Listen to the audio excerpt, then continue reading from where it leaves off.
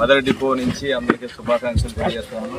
ముఖ్యంగా మన 80వ స్వాతంత్ర దినోత్సవ శుభాకాంక్షలు కూడా తెలియజేస్తూ మీ ఊరికి ఈరోజు గుర్తుండే విధంగా మరి ఆగస్టు 15 స్వతంత్ర దినోత్సవం రోజు ఈ రోజు మీ ఊర్లో బస్సు రావడం అనేది లైఫ్ లాంగ్ గుర్తుండే విధంగా మీరు ఏర్పాటు చేసినటువంటి దీనికి అబ్బో ఇక్కడ కేజీ చీరలు కొంటే అర కేజీ చీరలు ఫ్రీ అంట. మంగళ్య షాపింగ్ మాల్, కేజీల్లో సేల్, టన్నుల్లో ఆనందం.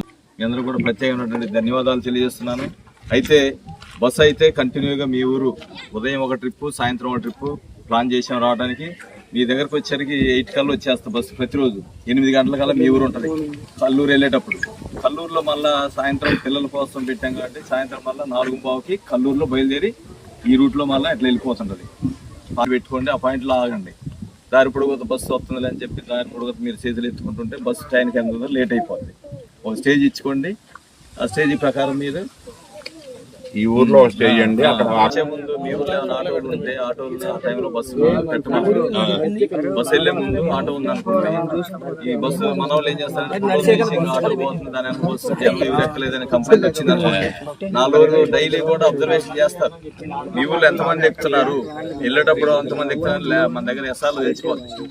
దాన్ని చూసేసి గట్టిగా ఎంటీగా బస్సు తిరుగుతుంది, జనం డైరెక్ట్ ఎక్కట్లేదు, బస్సు యొక్క పర్ఫార్మెన్స్ అంటే డబ్బులు రావట్లేదు, ఎర్నింగ్స్ రావట్లేదు అని తెలిస్తే మళ్ళీ బస్సు తీయమంటారు పైనుంచి. ఈ మీ ఊరికి ఎంత తొందరగా బస్సు రావడానికి కారణమైనటువంటి మీ ఎమ్మెల్యే గారు, మినిస్టర్ గారు ప్రత్యేకంగా దీని మీద శ్రద్ధ పెట్టి సర్వే చేసి రిపోర్ట్ ఇవ్వమని చెప్తే అప్పుడు మేము వెంటనే రావడం స్పీడ్ అయిపోయింది. మీ ఊరికి ఇచ్చినంత స్పీడ్గా ఏ ఊరికి బస్సు రాలే. చాలా చూసామండి. మహాలక్ష్ములకి ఆడ లేడీస్కి ప్రత్యేకంగా ఫ్రీ బస్సు ఇది. మరి లేడీస్ కూడా ఫుల్గా ఎక్కండి, మీరు వాడుకోండి. బస్సు వచ్చినందుకు ఆటోల్లో వాటిల్లో పోకుండా బస్సుని వినియోగించుకోండి. కరోనా మహమ్మారి అనంతరం పల్లె వెలుగు బస్సులు రోడ్డెక్కాయి. అయితే గత కొంతకాలంగా కరోనా మహమ్మారి అనంతరం పల్లె వెలుగు బస్సులన్నింటినీ రద్దు చేశారు. అయితే ఈ పల్లె వెలుగు బస్సులన్నీ రద్దు చేయడంతో అటు ఉద్యోగస్తులు, ఇటు విద్యార్థులు, పాఠశాలలకు వెళ్ళే విద్యార్థులతో పాటు దినసరి కూలీలు సైతం అనేక రకాలుగా ఇబ్బందులు పడ్డారు. ఆ ఆర్టీసీ బస్సులు నడవకపోవడంతో ప్రైవేటు వాహనాలు ఆశ్రయించి అనేక రకాలుగా ఇబ్బంది పడ్డారు. అదేవిధంగా మహాలక్ష్మి పథకానికి కూడా వారు దూరమయ్యారు. అయితే ఇటీవల కాలంలో ఆర్ఎం శ్రీరామ్ నిర్ణయం తీసుకొని 14 బస్ సర్వీసులను పునరుద్ధరించారు.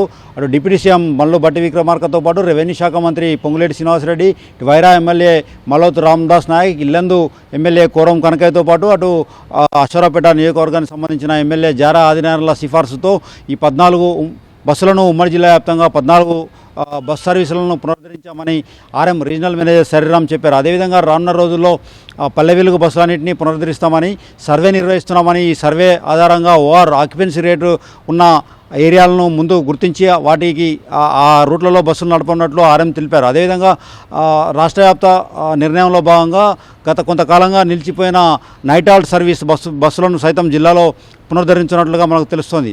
అదేవిధంగా రానున్న రోజుల్లో ఈ ఏదైతే ఆక్యుపెన్సీ రేట్ ఎక్కువ 80% పైగా ఆక్యుపెన్సీ రేటు ఉన్న సర్వీసులను సర్వే చేసి సర్వీసులను నడపనున్నట్లు ఆర్ఎం మనకు తెలిపారు.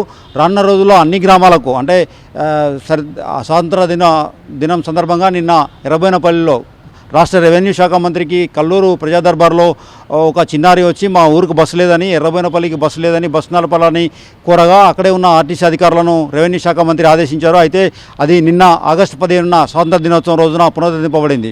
దీంతో ఆ గ్రామస్తులతో పాటు ఆ చిన్నారి హర్షం వ్యక్తం చేశారు. చిన్నారి ధైర్య సాహసాలకు అక్కడంతా మెచ్చుకొని ఈ చిన్నారి వల్లనే మన ఊరికి బస్సు వచ్చిందని అక్కడ గ్రామ ప్రజలు హర్షం వ్యక్తం చేశారు. వీడియో జర్నలిస్ట్ నాగేందర్తో హరీష్, ఆర్టీవీ ఖమ్మం నుండి.